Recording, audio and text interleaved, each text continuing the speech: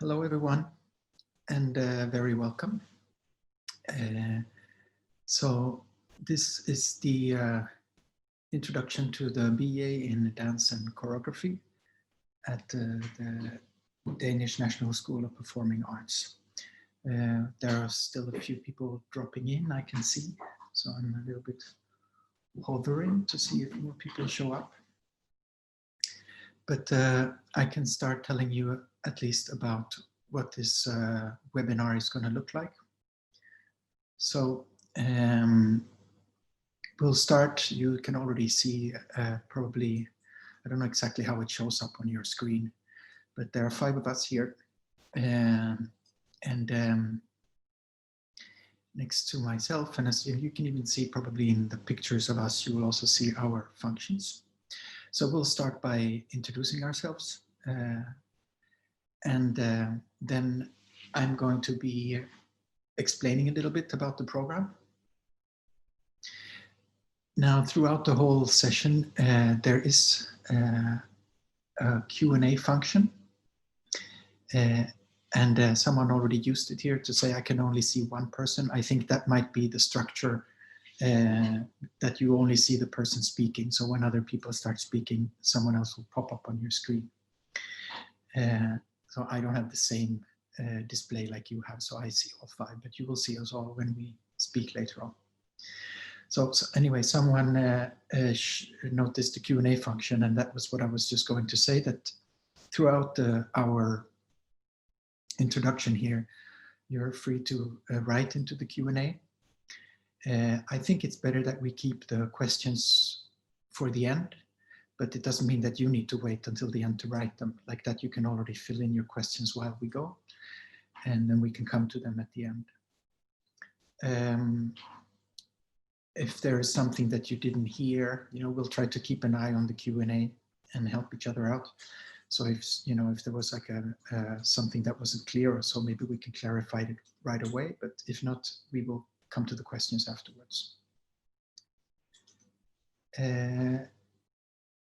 I have a question here. I was wondering if someone is hearing me. No. So for you, the attendees, we don't see you and we don't hear you. I, as a host for the meeting, I have the possibility to allow someone to talk. That's what it's called, where you can make your voice heard. But I think it's fine if you just write into the Q&A if you have any questions, and we can use that. So then you don't need to speak into the void of other attendees or so either. Okay. I can also tell you that it's being recorded, so that we can put this on the website for people that could not be here this time to see it afterwards. And maybe I can also start by saying that sorry if you were one of those who tried to log on in the previous attempt we had for this. We were then running a lot of parallel webinars with the other BA programs, and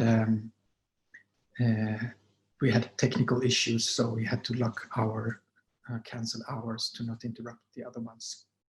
And thanks for making it back again.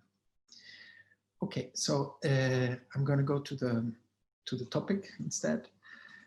So I'll start by introducing myself, and then I'll pass the word around to the other panelists here who are here, so you get to see them too. As you might be able to see in my screen name, it says Head of Program, Rasmus Örle. So that's me. I have been at the school since 2015, which means that I was also part of seeing this BA program get started. It used to be a 4-year program, and it was turned into a 3-year BA. So I've been at the school for almost 6 years now.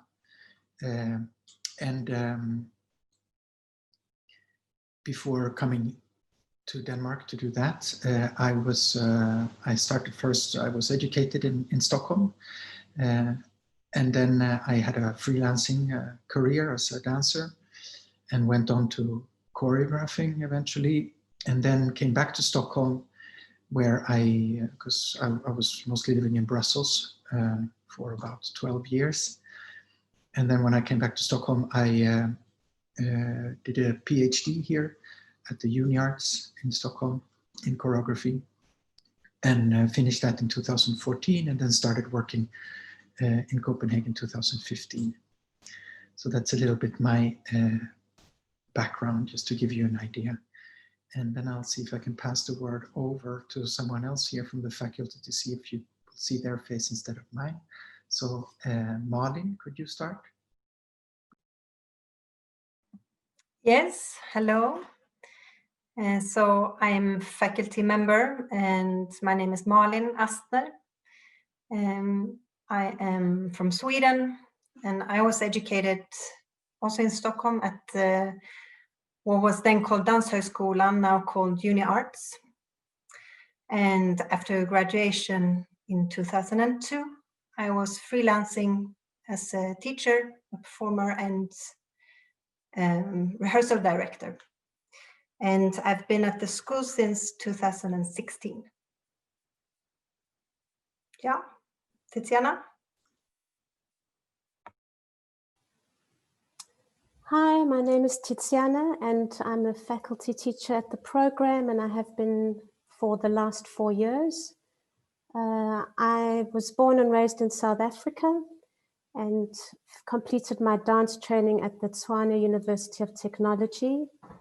After that, I spent 8 years working as a dancer in London, and then the last 20 years working as a professional dance artist here in Denmark and internationally. Iris? Hi, I'm Iris. I'm a student here at the school. I'm now in my 2nd year in the bachelor's program. I come from Finland, and yes, I think that's it for me. Thank you. And Mark? Yes, hello everyone. My name is Mark Hollier and I'm the study coordinator for dance and choreography. I've been here at the school since 2009, so that's 11 years. I'm also taking care of the online auditions. So if you have any questions for the application system, you can always contact me or ask me questions here today. I think that's about it. All right, thanks, Mark. So now you've hopefully seen the 5 faces that I see as well. And so like Mark mentioned, in relation to the Q&As, you know, if maybe, I don't know if anyone has been into the application portal or so, or if you might have any questions, you know, more of technical concern, Mark is here. So those kind of questions can also be asked or towards the procedure or so. Okay, so someone's saying here that they remember Mark, they already received help from him. So we have already a kind of a best practice case. So I'm going to move on to explaining a little bit about the program itself. As I mentioned, we became a BA, so having a proper bachelor degree a few years ago. The first BA graduates graduated this year. Am I right? Or was it the first time? Yes, the 3-year program graduates was this year, so just in June. And we managed to graduate them against the odds of you know, the conditions of the pandemic and so on, which was great. So it's still a pretty new program. We're only doing auditions every 2nd year.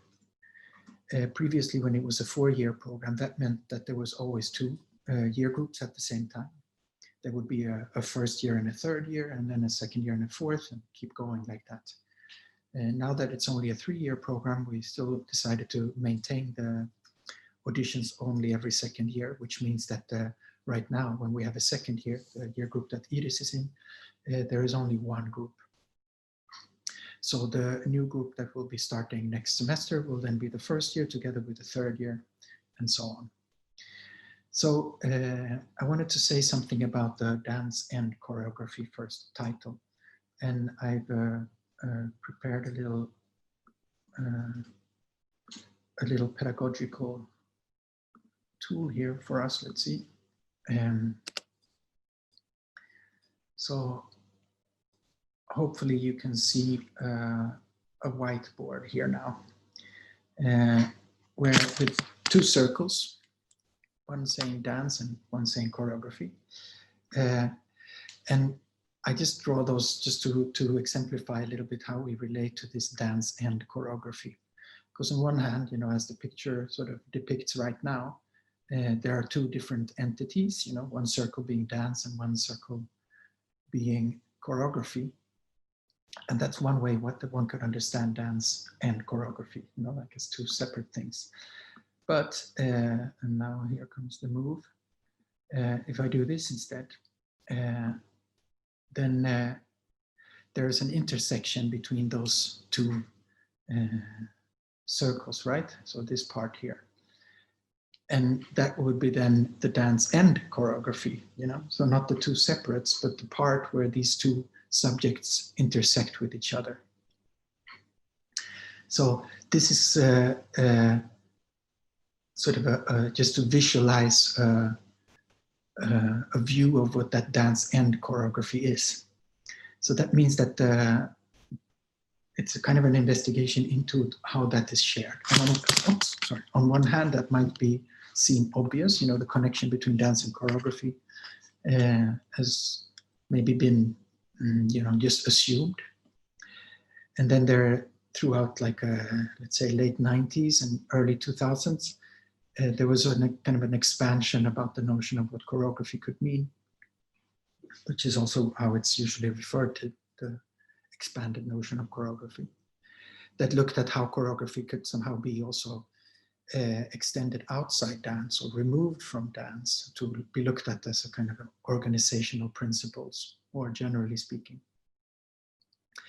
And surely that's also something that we are interested in in the program, but the dance and choreography in this part is also a way to sort of put choreography back into dance again, or to look closer at that relationship. So in a way, separating them from each other is also a way to understand the relationship, but also merging them, like I tried to do there in that picture, could be another move, let's say, to see, like, to look closer at that relation and not just assume it as a given.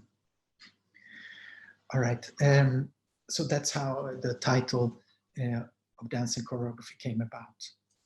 And it's also came as a way to think about those two as subjects. So not so much to think about them as identities, as like I'm a dancer or I'm a choreographer, but to say that there are these subjects of dance and choreography and you can study them together. And then what your professional life looks like afterwards, you will see.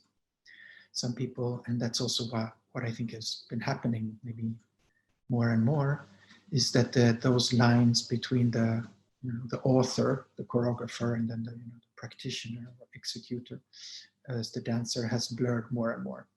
So also I think identity-wise, people not necessarily look at themselves as either or, but maybe move through different constellations where sometimes they will take on one of those roles and then another time another. So, but what they will always be engaged with are the subjects of dance and choreography. So there is also this expression, like instead of being then a dancer or a choreographer, I've heard someone using instead the term of saying a practitioner in the field of dance and choreography. So somehow that's what we are educating towards, practitioners within that field. And hopefully the program can provide, enough diverse information for the student then to see how they will navigate in that field, regardless of what role they will take. So that's the sort of vision between the title there. I also wanted to share one more picture with you. Let's see if I can find it here. Yeah, so I hope you can see this. This is the structure of the program, and it might be a bit much to take in, but I still can mention it just so that you have some kind of idea. So here we're going through the first year to the second and to the third. And I'm putting this up because I wanted to show you a little bit what the sort of major categories of the subjects that are studied are called. So the two major parts is the one called dance body movement. You see it appearing there first when it says dance body movement 1A. And then the second large is only showing up in the second semester. So beneath dance body movement 1B, you see also choreography 1B. Well, it actually appeared above dance body movement 1A, I see now. So there is a choreography 1A, a dance body movement 1A, and then 1B for all of those. And moving down here, you will see the 2A and the 2B, etc. So those are the two sort of key or cornerstones in the whole program. And of course, they relate to this dance and choreography. So the dance body movement is a very kind of an umbrella term. And so we put all kind of dance techniques, somatic techniques or whatever under that umbrella. So as you can see, there is nothing in the curriculum here that says, for example, improvisation or ballet or modern dance. So we don't refer to any of those specific techniques or styles, if you like, but instead we house them all under that umbrella term. So that means that one semester to another can be quite diverse in content. So for example, if I take the example of ballet training, there might be a year where there's some more of that, and then a year when there's hardly any. And that all depends a little bit on the availabilities of the guests that we invite, but also that we work with or navigate together with the students what we feel is needed specifically for that group at that time. So those larger categories gives us some leeway also to work within. Then there is another thing here called independent project 1, already in the first semester. If I move down here, I'm not sure if you see my cursor, but in the 4th semester, there is the independent project 2. And then the last semester is this graduation project. So no, sorry, that's not the one I wanted to go to. I wanted to go to this one, the 5th semester, the bachelor project. So the idea is that these independent projects that you have first one in the first year, then in the second year, and then eventually the bachelor project. So in a way, the independent project is then the student working on her own or his own, and they can choose to collaborate as well. This is also a subject that goes across with the other programs. So there is also possibilities for collaboration with the other BA programs. And at the school, there's acting. There is also for theater directors, for light and sound designers, set designers, and also for production design. So there can be collaborations with those students in the same year as well. And the idea is that these independent project 1 and 2 is a way to prepare the student for the bachelor project, so the individual graduation project that happens in the 5th semester. Then there's something here which is just called projects, which says first year project here. Then in the spring of the second year project, and then in the spring of the last year graduation project. So those are performance projects that usually is then an invited choreographer that comes and makes a creation together with the entire group. Next to this, there are a few smaller subjects here. You see it says all up in the beginning here, it says subject-related foundation. And this is more a kind of an introduction to the entire school when you start up. There is a subject-related foundation 2 here as well. So the idea of that is like not just the subject itself, meaning dance and choreography in our case, but a possibility to look into these subject-related subjects. So this means that it could extend a little bit outside our specific subject. And this could mean it could be looking into another subject matter, you know, as a theatrical improvisation. It could also be about understanding more about light and sound. It could also be that we're looking into more theoretical aspects that surround, you know, philosophical aspects that surround dance and choreography. So it's like the subjects that relate to our subject, but they're not the specific subjects of the program. And that's more or less it. There's just a little one here in the last semester that's called entrepreneurship. And that's about like learning a little bit more about application systems. And so especially introducing the students to the Danish system, you know, how to keep a budget and these sort of things.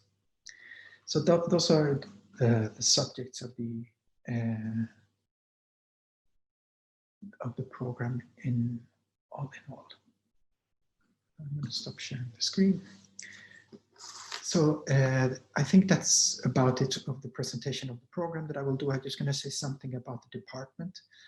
I mentioned that we're a part of a larger school. And I mentioned the other BA programs. The dance department finds itself in its own building, so it's not in the same building as the other programs.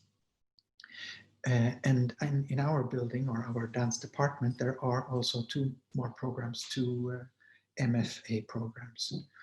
And one is the newly started MFA in choreography, where the first students just started now this semester.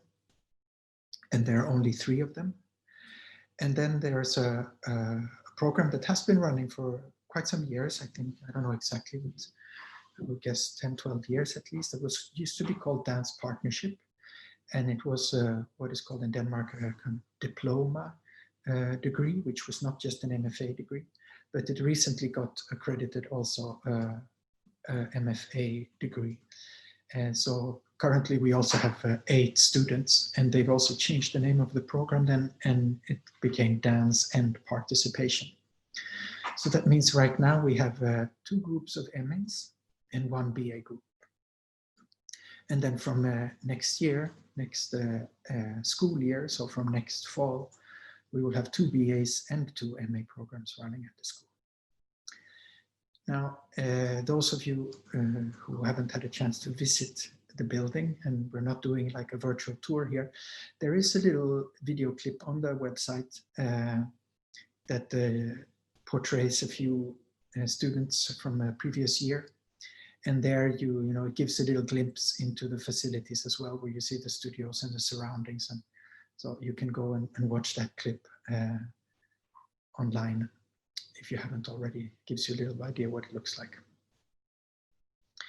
Okay, so before going into the Q&A, I wanted to say one more thing.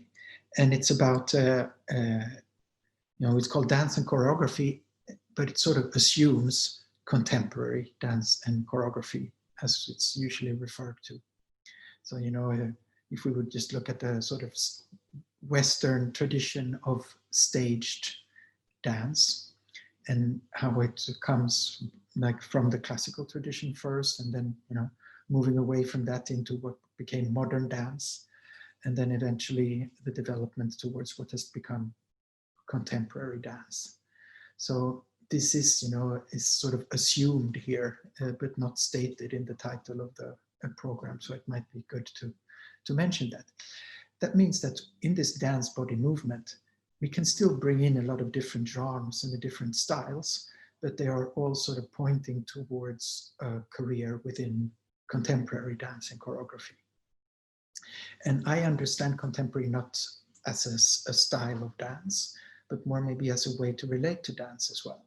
So that means that you can definitely take ballet classes in order to become a contemporary dancer, in the sense that the ballet class is also taught in a way, in a contemporary way, both in terms of like what kind of pedagogics that are put to use, but also in terms of an understanding of the body and an interest in its functions that can still be taught through a balletic form, for example. And in the same way, if we're bringing in somatic techniques like Feldenkrais or body-mind centering, or something similar, it's not necessarily to, you know, try to develop expertise in those specific techniques, but more as a way to see how they have been used and can be used into this contemporary tradition. So in that sense, the contemporary doesn't refer to a certain style of movement or so, but maybe more a way to refer or relate to dance and choreography. Okay, so I think that sums things up for now. And we can start looking a little bit into the Q&A. So if you haven't already written your questions, we can go in there. So first questions that haven't been answered already is if the auditions will be online. Mark, can I pass that to you? Yes. Well, the only thing that'll be online is if you come from far away and can't make it to the first audition. It'll be, you can send in a video audition. And you can see that on the application form at the very bottom. You can tick off that box if you wish to apply by video audition. And then when the application date has ended on the 1st of December, some guidelines and technical details about how your video audition should be will be sent out on the 3rd of December. So just await these details, and then you can upload your video. Otherwise, the auditions will be in-house.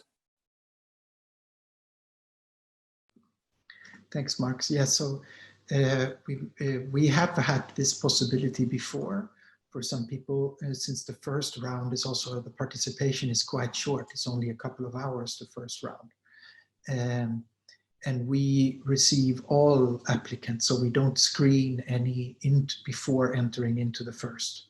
So wanting to see everyone also means that we don't have so much time to see everyone. And then, of course, if you're living on the other side of the earth or far enough away, it might not make sense to come to only do those 2 hours. For the second and third round, they are connected to each other. So there's 2 days for the second round and then moving straight into the third round. So that would still be worth to come for, let's say. Now, and of course, now we've extended this possibility a bit further and also worked more on what the video should look like. They will be a little bit more specific than what we've had before. And it would also follow more the procedure that the students that will be in-house will go through, so that we will see you who choose to go online or through video doing the same things that we will see the ones who are with us physically. And of course, fingers crossed that travels will eventually become easier when we come closer to the second and third round. All right, I'll just answer a quick question that's there after. How many semesters are there per year? It's 2 semesters per year. So there's like the academic school year starts in August and goes up till mid-December.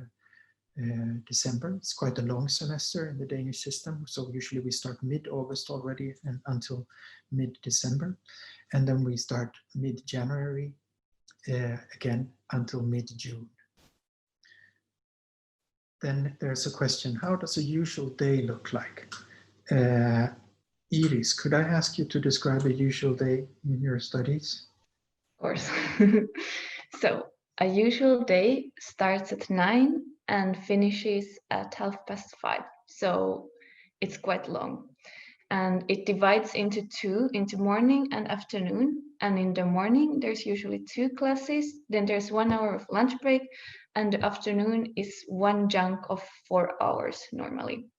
And quite often it's so that the 2 morning classes are more of like dance body movement, physical classes, and then the afternoon is more of the choreography module. But it's not always like that.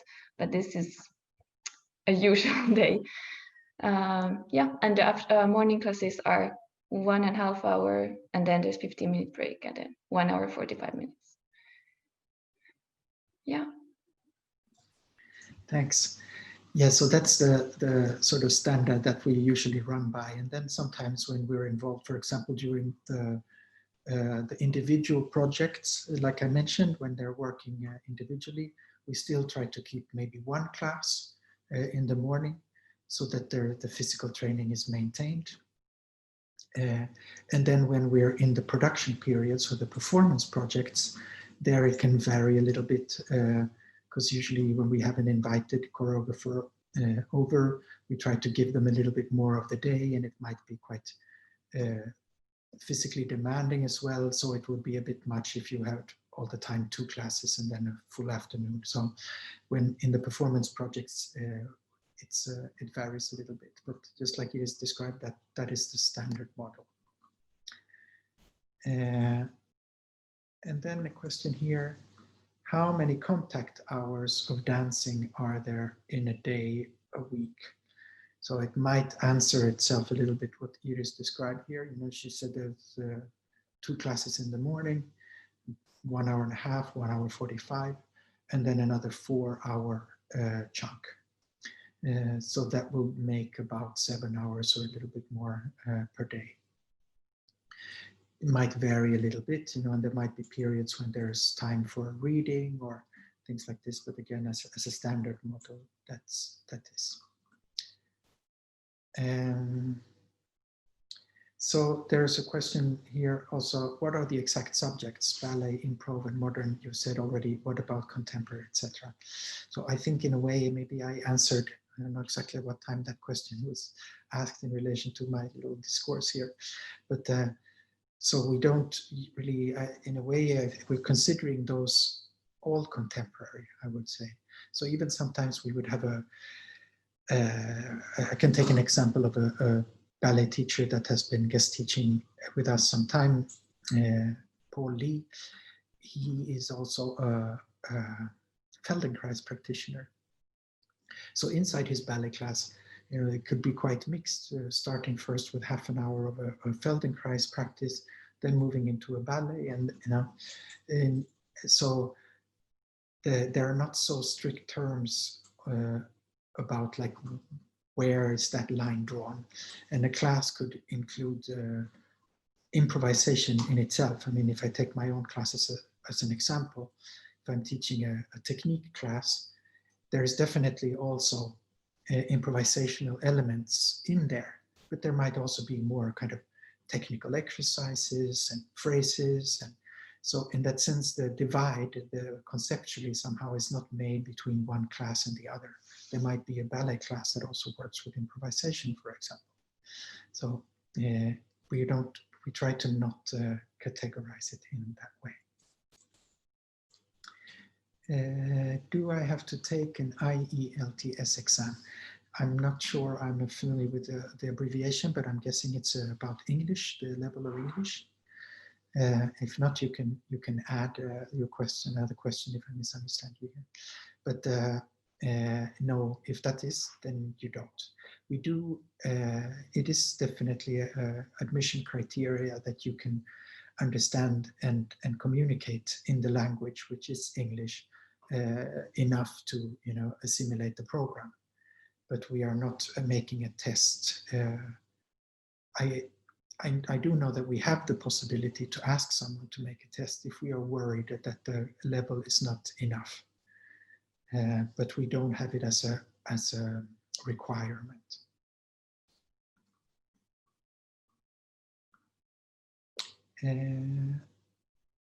Here's an interesting question. How do you work with mirrors in the studio? Maybe I can pass that to Malin to start, and then Tiziana, you can describe how you work with it. I don't work with it. That's the fast answer. We always close the curtains when we start. Yeah. Tiziana? I generally don't work with mirrors, but sometimes if I give something a little more set, maybe a phrase, or if we do more ballet structured classes, then we will use the mirror just to give some feedback.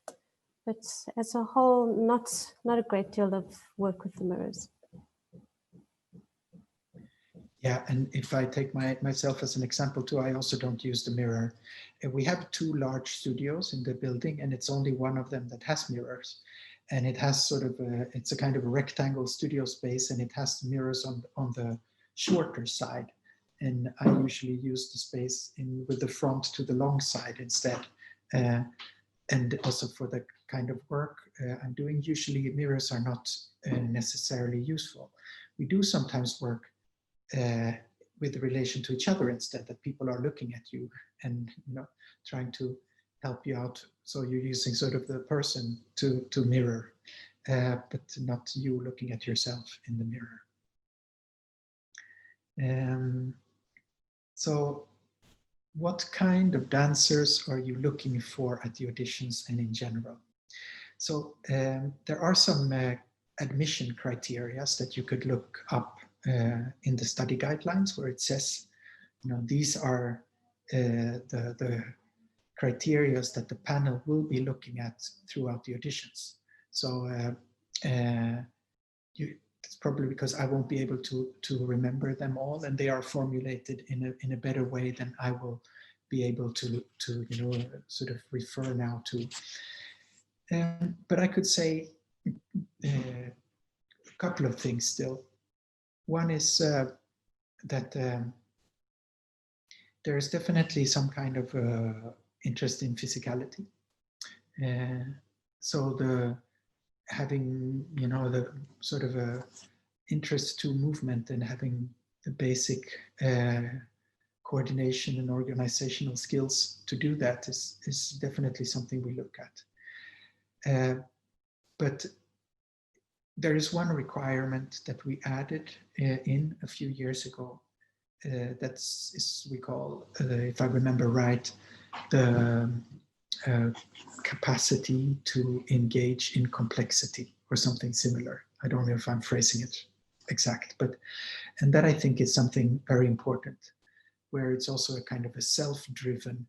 So if you get a task that is maybe not that clear, but more of an image or an idea, how can you put that to work for yourself? So that, and that already points to a kind of a self-driven way of studying. So not assuming just that the teacher is going to come with information that is then handed over to you, but that you also need to be someone who's able to find the information and then ask, the relevant questions that you might need to get there. So there is something in that. We're not looking for a specific training. When I say this, like basic coordination and organizational sort of principles through the body, but we're not looking for example, someone who's specifically trained in one way or another. Of course, training, having a lot of training behind you can be very helpful, and in some cases it can even get in the way, because if you're training too much into a certain style, it can be difficult to engage in other things that are outside of that.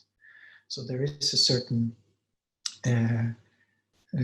width of experience, I think, also that we see that and the capacity for the student to assimilate the program, meaning that we have an idea about what it is that we're proposing, and there needs to be some kind of match between the applicant and the program. And that's both for the program's sake, but also for the applicant's sake. So that we feel that what we provide is also something that can bring the applicant further. So how much technical training will you receive? Tiziana, do you want to say something about that, so that's just not me speaking here? Sure. I think it's already been answered quite a bit by your introduction and how you were describing your class and so. But yeah, we work on the body and on your individual technique. We do these technical forms like ballet and Feldenkrais and but it's not in the traditional sense. That's not a requirement that you're ballet trained in order to participate in the ballet class. Yeah, I'm not really sure that I have much more to add other than what's already been spoken about. But for sure, you're developing your foundation for dance and movement and always working on technique, whether it's in a somatic sense or a more formed sense. Yeah, and I can add on to that we definitely work. I would say that all the training you receive is technical training. Then, of course, maybe that comes along with this understanding that I used before, like not speaking about ballet as a specific technique. So not necessarily like a technique, but more working technically with dance and choreography, you know, in a larger understanding, that's the only teaching you will receive in one way or another. But of course, maybe it's then a little bit more of a expanded way of understanding technique. So not just like a technique. But the technologies, let's say, of dance and choreography. Malin, you want to chip in? Yeah, I was just thinking maybe it can give a good sort of relational aspect, because dance body movement, which collects the dance training, let's say, is often in each semester, what would we say, like 15 plus 10, maybe 25 ECTS points, and the choreography is 10. So it's like, it's a bit more than double of the, let's say, subject of choreography. And that maybe gives a little bit of a reference point into how much, you know? Yes, thanks. Iris, would you have anything to add into this as well? Yes, from the point of view of a student, I can agree a lot with what has been said. And I think for me, like, my understanding of technique has been shifting a lot throughout the education so far. Yeah, and like, it's more about, in the dance body movement, for me, it's more about like this curiosity towards the body and what it can do, and like researching my body instead of researching a certain technique, like the techniques that Rasmus has been mentioning. Yeah, that's what I would say about the technique question. Thanks. Okay, I'm going to move along a little bit here. I can do a few sort of quick questions here. There's one asking about Richard here, saying he has a background in martial arts and interested in studying dramatic stage fighting, and if there's space for that kind of movement / choreography in your bachelor's program. It's not something that we are geared towards, you know. If someone would, you know, if I point back a little bit to this, when I was trying to describe conceptually this dance and choreography, you know, someone with an interest in stage fighting could hopefully develop skills that would help them in a career that might work with that later on. But it's not something that you will be studying specifically. We have had some martial arts, but it's not in the program. We have had guests doing some capoeira and some aikido, different moments. And I also know that we have quite a few teachers, including myself, that have quite a lot of inspiration from different martial arts, but who don't necessarily teach it, but where the principles, you know, movement principles that might be relevant in martial arts are also applied in dance. So in that sense, someone wanting to move to that career could probably gain something in our program, but it's not, the program isn't aiming in that direction. I hope that says enough. Then there's a question if there are any student cuts over the years, and there is not. There is you know, there is like a minimum of attendance that you need to have in order to pass, which is 80%. And it's not an overall 80%, but it's in relation to each subject. So the subjects that you saw in this program overview that I showed you. So that means that since some of them are quite few, let's say the individual project that the second years will be doing next semester is over 3 weeks. So if someone would not make the 80% in those 3 weeks, they would fail that subject. That doesn't mean that they get thrown out. They have 3 chances to pass the subject before it would be any risk of not being able to continue the program. So the school always needs to provide 3 chances to pass.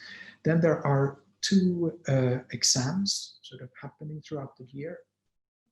One we usually do in the end of the first year, and then it's the final exam for the bachelor project. But also there is the same thing. I mean, there you can get a pass-fail, but there you also have 3 chances to pass. So it's not like that you fail once and then you would not get your degree. Yes, Molly? I just saw the question there, how will the online audition look like?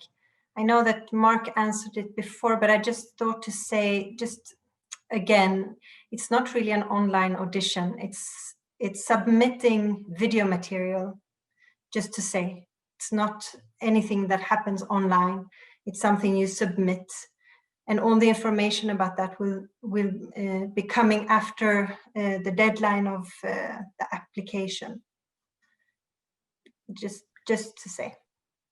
Thanks, Martin. Yeah, so we're waiting a little bit to see how many are choosing that option. And then also formulating. I mean, we have our ideas about the task, but it will also depend a little bit of how of a large group that will go for that choice. There was a question here saying, I'm coming from abroad, can you still participate live considering COVID-19? And yes, you can, but of course, the same travel restrictions that are taking place will take place. Whatever the rules are at that moment will apply also for this audition, meaning like if there, for example, at the moment, you are asked flying into Copenhagen, you are asked to present a negative test, for example. So those things will, whatever the regulations will be at the time, will be the same ones. And those will depend on what happens and what the country and the states decide. So that's out of our hands, but from our side, you're welcome to come anyway if you are able. Is there any physical therapy offered to help with any possible injuries? A question here. Yes, we have an osteopath or physiotherapist that comes once a week for a few hours to treat the students. So, can I enter the second year when I just started a contemporary education this year? You cannot, because there will be no second year. Like I explained, next year there will only be a first year and a third year. Getting into the third year, we have actually had that happening once, but that was when we were still a 4-year education. So that was when there were 2 years still left. It's unlikely that we would put someone into the third year. Also because the third year, the way it is constructed is that the bachelor project takes up a large part of the fall semester, and then the graduation production takes up a large part of the spring semester. So there is not that much teaching going on in the third year. So we would prefer to not bring in new students then. Then there is a question here. Does the school have voluntary dance classes, drop-in classes? No, we don't. We sometimes have had the possibility for guests to come in and also for alumni, meaning students that already graduated, to come in and join some classes. That's on pause now due to the pandemic. So, but we don't have open classes.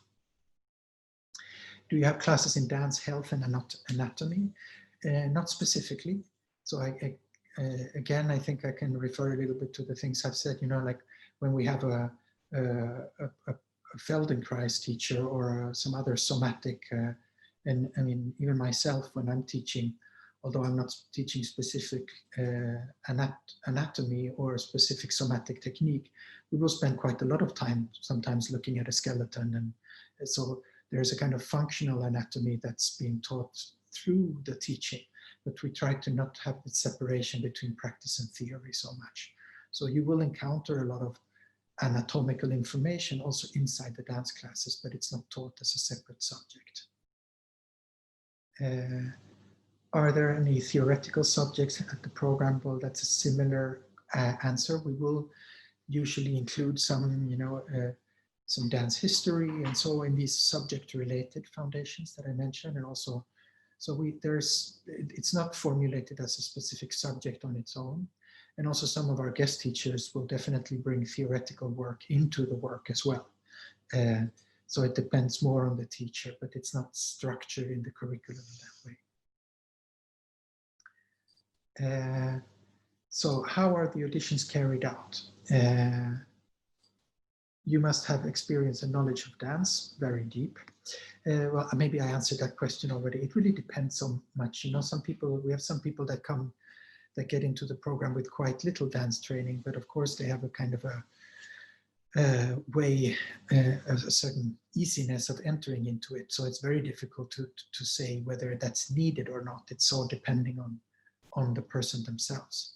So, but about these organizational capacities, and coordination, and so the basic things need to be in place for sure, but that can mean so many different things for different people, and doesn't necessarily have to do with how many years of training you have had.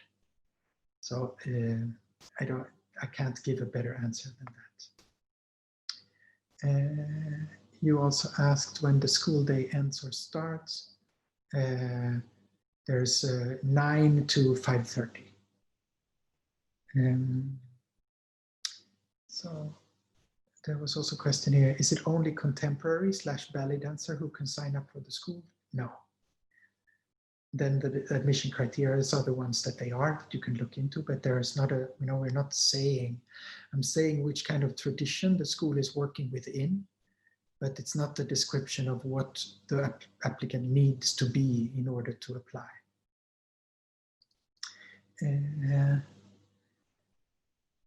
Here's a question for Iris. What made you choose this school? Well, I think it's a lot about the fluidity of the school, that there's not these separations of dance and choreography and theory and practice, but everything is happening all the time and inside one another. And yeah, and it gives also me a lot of freedom to shift my focus points and take what I need and learn what I need and learn to somehow choose and take different positions, perspectives in relation to the field of dance and choreography. Yeah, and then for me it was important to come abroad. That was also a big factor, I guess, to get some international input. Yeah, I think those are the main reasons. Thank you. Malin, yeah? Yeah, I was just wanting Iris to because I realized now it's quite international, and maybe you can just give the how it looks like in your group. From where are you? We are from, well, Finland, Sweden, Denmark, France, Italy, Spain.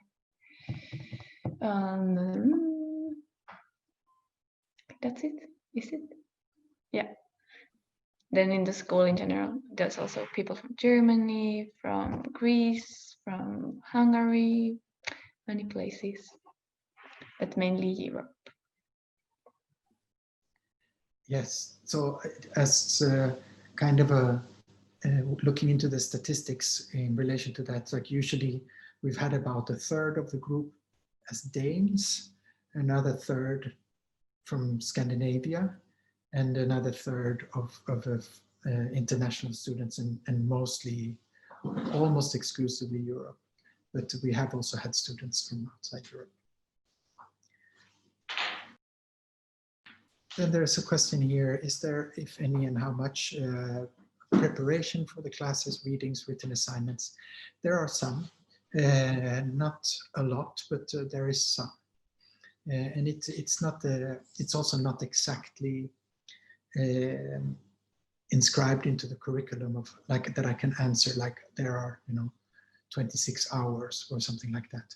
And having these sort of larger categories to work with, it also means that we can be flexible in relation to what we think that group needs, and also what the group expresses that they want. So if a class is feeling like, oh, we haven't had enough theoretical work, or we need to do work on more on this, we can also hopefully accommodate those desires. When it's a majority of the students agreeing on it, of course, there's not like we can, accommodate everyone's individual desire, but we try to be in contact with that, with the students as well. How much individual coaching will I receive? Tiziana, could I ask you to say something about that? Yes, generally the teaching is quite collective, but we do have periods where a guest teacher will come in and offer some more individual coaching. And in terms of independent projects or own work projects, there's quite often supervision and mentoring on individual works. Thanks. Malin, yeah? I just saw the how many spots do you offer question. You have that? Right. Thanks for keeping track. I have a feeling that I don't know if I missed them or if they're jumping around. So usually we have between 14 and 16 is what we've been working with the past years. There's a question here. Would you recommend video audition for someone who has to travel from Norway? You really need to decide for yourself. We are, of course, there's a difference also for you, to meet us physically and to visit the school, and you get a different feeling of it. But it's really up to you and what kind of how you feel about that, and also what it might demand in terms of travel restrictions. And it can differ so much between countries, and it can also differ so much from now until January when this happens. So it's so hard to say anything more about that. What age do you think is a good age to try to apply? That can also vary quite a lot. I mean, people have finished high school, and we've had students coming straight out of high school into the program, but we've also had students who are closing in on their 30s when they start the program. So we have had quite a span there, and we don't have a specific recommendation. Is there possibilities for exchange years abroad during the studies? Yes, there is. Malin or Tiziana, someone wants to chip in?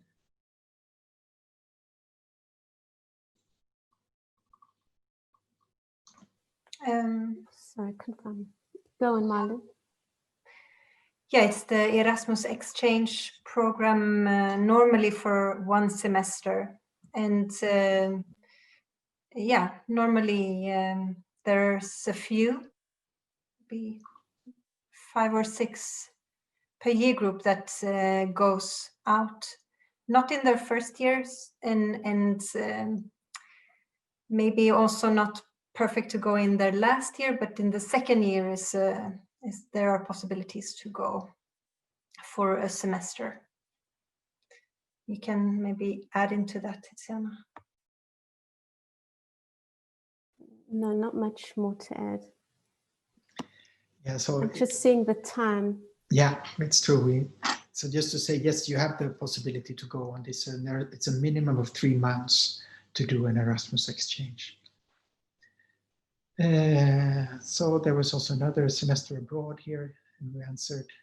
since the school is international, is living on campus possible, or more students have to find their own apartments to stay? Unfortunately, the campus doesn't have any facilities to propose. So you need to find your own place, and it's always quite a struggle, I know, for a lot of students. But although a lot of them go through some hardship and end up moving a lot, we usually manage to organize it, or they usually manage to organize it for themselves in one way or another. Does the program make company dancers freelancers or both? Ideally both. So in relation to what I said before, the desire of the individual students of what kind of career they want to have is up to them. So the program isn't aiming for a specific genre there.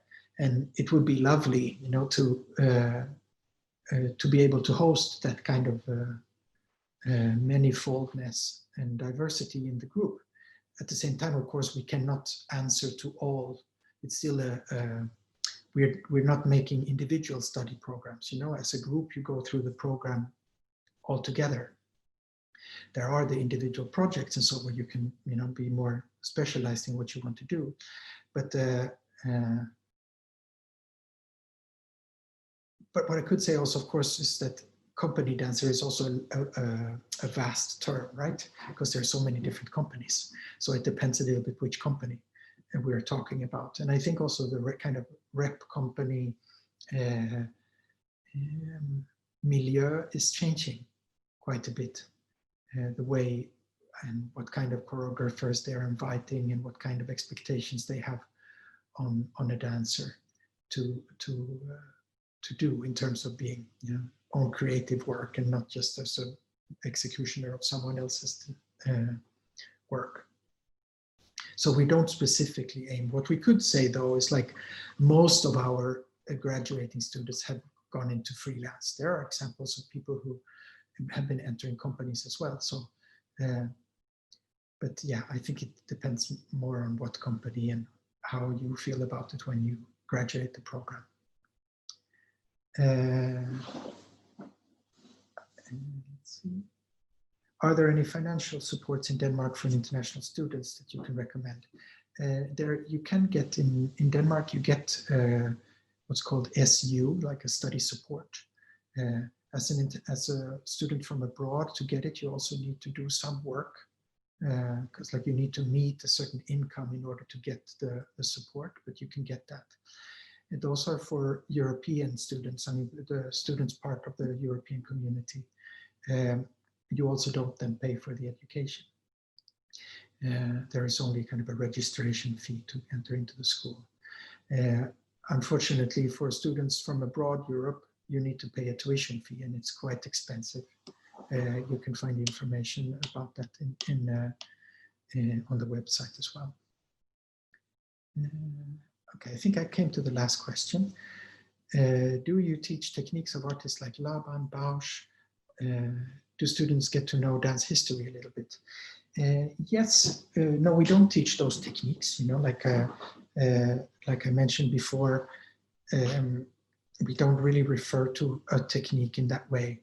So there are definitely choreographers. I know, for example, a choreographer that was invited for a workshop previously called Sebastian Lingserius, Swedish. I know that he studied quite a lot the Laban cube, and then how William Forsythe continued with that into the improvisational technologies. So, but he maybe doesn't really refer to that when he's teaching.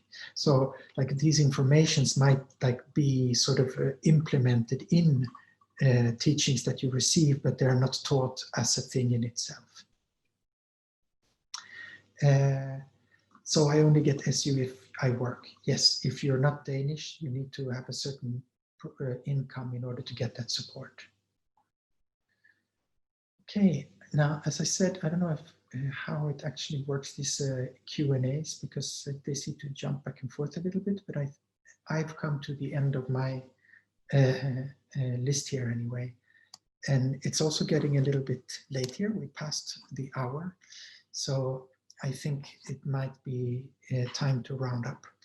Now, I just can refer once again to the webpage. You know, most of the information is there. You can also find my email, and you can find Mark's email there. So when you have these more technical questions, but also I'm sure that quite a lot of the information about the application process is, you can find that online, because there's quite a lot of information there that you can find. Okay, so I would just round it off here and say thank you for your attention. Maybe everyone can say goodbye, so then you get to see their faces again. Bye-bye. Bye from me. Bye. And I saw there was a question about finding flats in Copenhagen. So in relation to that, Facebook groups and getting in contact with your future peers and also us who are already in the school, we can hopefully help you. And in relation to that, I think we have a really nice community here in the dance department, and we help each other a lot, which is, I think, good to say for someone who's thinking of applying here. Bye. Hope we could help you with your questions. And bye-bye. I can just mention that I believe in the email we send out, if you get into the school, into the program, and we send a link for student flats, a special place you can apply for this. So that's also some help. Bye-bye. All right. Thank you, everyone, for checking in, and we hope to see you in one way or another for the auditions. All right. Bye for now.